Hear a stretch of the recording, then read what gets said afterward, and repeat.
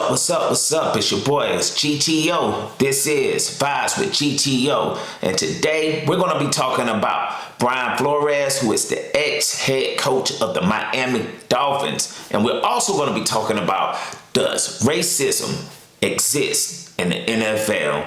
Well, let's jump into it. Yesterday, Brian Flores filed a class action lawsuit against the NFL as well as several NFL teams claiming racial discrimination in the hiring process. Let's jump into it. First off, I've always thought that there weren't enough minorities in high positions in the NFL, and also just different aspects of life as far as corporations and things like that. And that's something that really needs to be looked into. But today we're talking about Brian Flores in the NFL. And, you know, looking at the numbers, a league that's 70%, about 70% African-American. You only have one minority owner, and you only have currently one African-American head coach in the NFL, which is, that's kind of crazy when you think about it. And really, I think the message, it boils down to this. What the league is saying and the team owners are saying, I should say, they're saying that there aren't any people of color or any other minority that's qualified to be a head coach in the NFL, which is absurd in my personal opinion. And it's something that the Rooney Rule was supposed to address, but it hasn't done much, because when the rule was implemented in the first place, there were 3 African-American head coaches at that time, and we fast forward several years later, and now we're down to 1. What makes Brian Flores' story very troublesome, in my personal opinion, is the fact that he seems like he's a man of character, number 1. Number 2, to put somebody through interviews when you've already chosen a candidate, that's crazy in itself as well.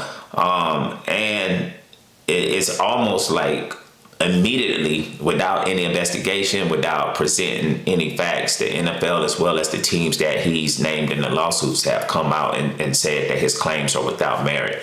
And he goes on to really show some of the evidence that he has against the NFL, the owners. One being Bill Belichick, a text exchange where Bill Belichick mistext him, where Bill Belichick mistext him and congratulated him on getting the position. And after a few more text exchanges, he finally asked Bill, was he talking about him or someone else? And Bill apologized and said he was talking about someone else. Reason why I bring that up, because Bill Belichick didn't do anything wrong, and I'm not trying to imply that. But for Bill to already know who is going to be the next head coach of the team that he was interviewing for before he knew, and he still has to interview, that's troublesome in itself. And it also shows that, the good old boy club, as they say, that does exist. So that's troublesome. Then going back into other things, you have people that are avid sports fans, from people that do fantasy, people that gamble, all these things, to find out that the Dolphins owner was willing to pay him $100,000 a game for losing the game. I mean, just from a fan perspective, from people who bet, people who play online sports, all those things, that's messed up in itself. So there's no telling how many people lost money just behind, or not saying that Brian Flores carried those things out, because he said he didn't, but the fact that the owner would ask that allegedly of a head coach, that's crazy in itself. And that's something, when you lose that trust in teams, and it doesn't make the game fun anymore, because everything becomes rigged. Then it's not a fair fight. I'm going back into Brian Flores. That's what he's essentially saying. It's not a fair fight. The fight has already been decided. And that's why I personally can understand where he's coming from by bringing forth this lawsuit. Of course, will it have ramifications? Yes. I really think that this may be the end of his coaching career in the NFL, but I do think that this could be a great story in a couple ways. One being that if an NFL team does decide to pick him up, because he does have a couple interviews out there, it will show that you do have owners, you do have teams that are ready and willing to move forward to change the narrative when it comes to diversifying the NFL. But also, it puts these owners, as well as the NFL, on notice that, look, you've put something in place. Clearly, it isn't working. Clearly, we haven't progressed. We've regressed.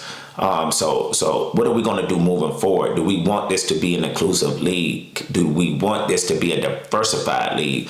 What are we really going to do? So that all remains to be seen. But in my personal opinion, things are looking good for Brian Flores already. He's making his rounds with the media, getting the story out there, and he's coming with some receipts. Also, with this being